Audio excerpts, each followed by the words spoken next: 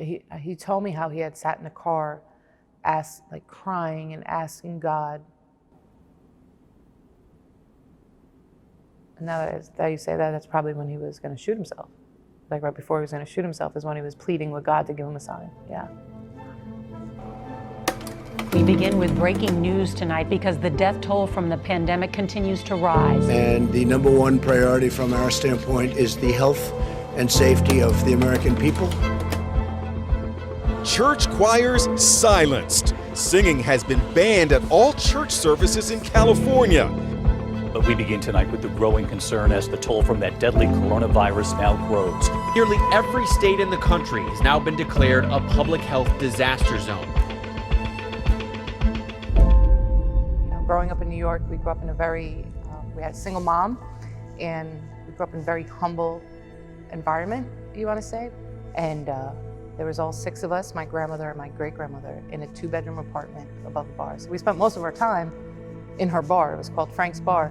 The reason I came to Florida is because my grandmother that we had lived with was very abusive towards me, like incredibly abusive. And when I left to Florida, I found out later that the reason Tommy had left was because that same abusive situation or her behavior was then being taken out on Tommy. I believe Tommy started experimenting with alcohol and drugs. I think it was like 13, like a young kid, 12 or 13. But I found out that he's been like an addict and drinking and alcohol, but an addict for his whole adult life. And he just was really, really good at he was a functioning addict, which was scary because my dad was the same way.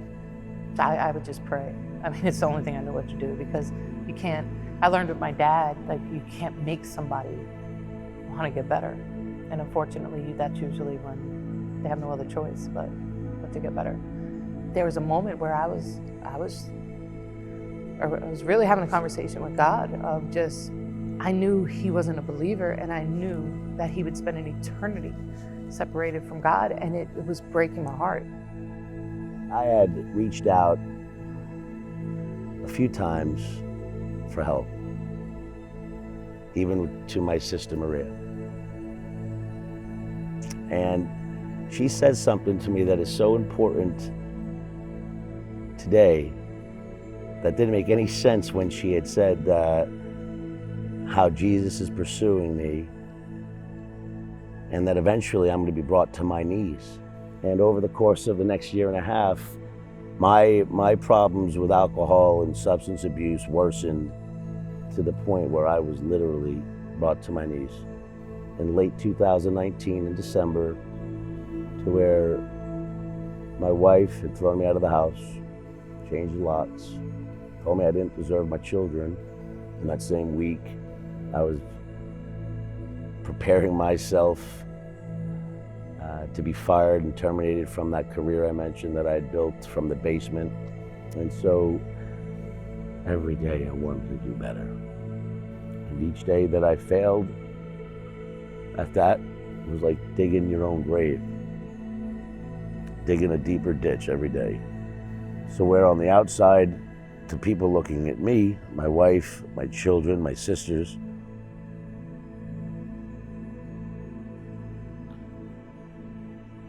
I'm sure it didn't look pretty, but it was hell inside. In that car, I just wanted it to end. Just wanted the hell to stop. While in that car crying and begging for some help, my phone kept going off, my cell phone kept going off from somebody that I had become friends with. And so he heard the pain and distress in my voice. And I'll never forget Moses trying to break through that crying, "Tommy, Tommy, Tommy, I want to tell you something." And I remember as belligerent as one could be. What? What are you trying to tell me? And he said, "Tommy, I want you to know that I'm a 33-year recovered drug addict and alcoholic."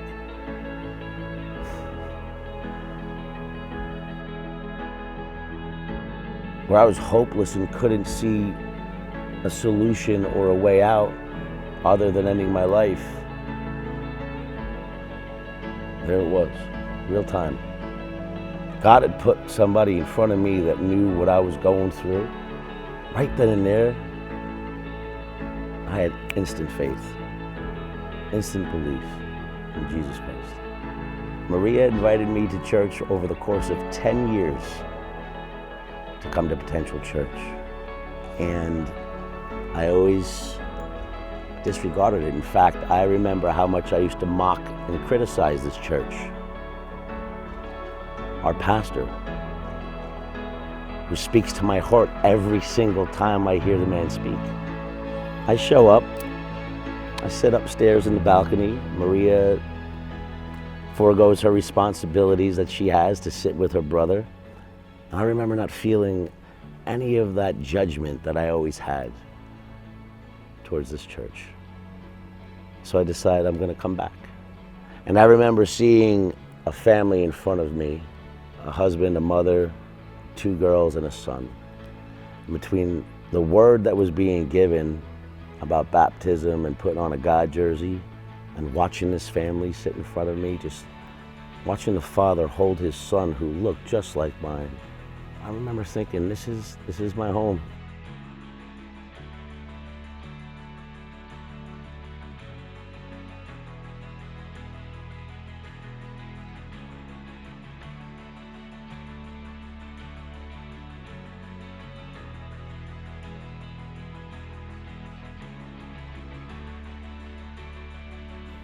I'm no longer bound by addiction or alcohol. I have an opportunity to break generational cycles in my own family with alcohol and drugs. And I'm just, where I was hopeless, I am so hopeful for the future.